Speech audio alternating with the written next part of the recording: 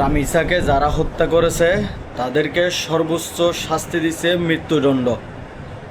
এখন সবাই খুশি, দেশ বিদেশে যারা আছে সবাই খুশি, আমিও খুশি। কেননা আমারও ওই বয়সের ভাগ্নি আছে, ওই বয়সের মামাতো বোন আছে, কাজিন আছে এবং ভাতিজি আছে।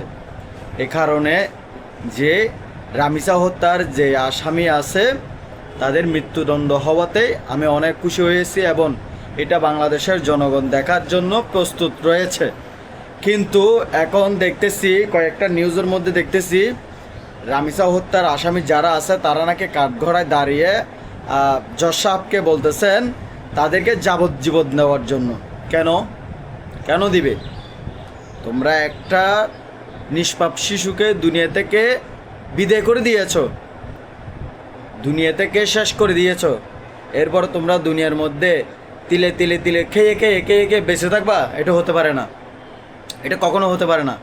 অনেক দিন খেয়েছ। দরকার ছিল যে যেদিন রামিসাকে শেষ করে দিয়েছ এর পরের দিন বা ওই দিন তোমাদেরকে শেষ করে দেওয়া।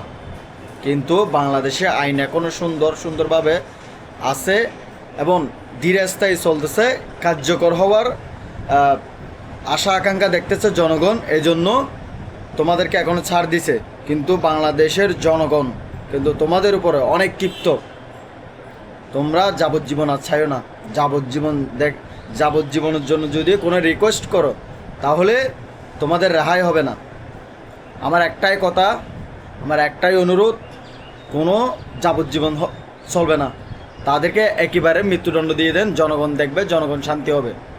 যাদের বাচ্চা কাচ্চা আছে, যাদের এরকম সুন্দর ফুটফুটে আদুরি আছে, তাদের মা বাবা যেন শান্তি পায় এবং রামিসার মা বাবা যেন তাদের মৃত্যুদণ্ড হওয়ার পরে একটু শান্তি পায়।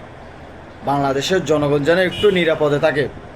আমাদের বাচ্চা কাচ্চা, আমাদের যে সোনামণিরা যেন নিশ্চিন্তে থাকতে পারে। কেউ যেন এই ভয়ে, যে মৃত্যুদণ্ডের ভয়ে আর কেউ যেন এই কাজগুলো না করে। তো ভিডিওটা বেশি শেয়ার করবেন। আমার মতো আপনারাও দাবি করেন তাদের মৃত্যুদণ্ড হোক।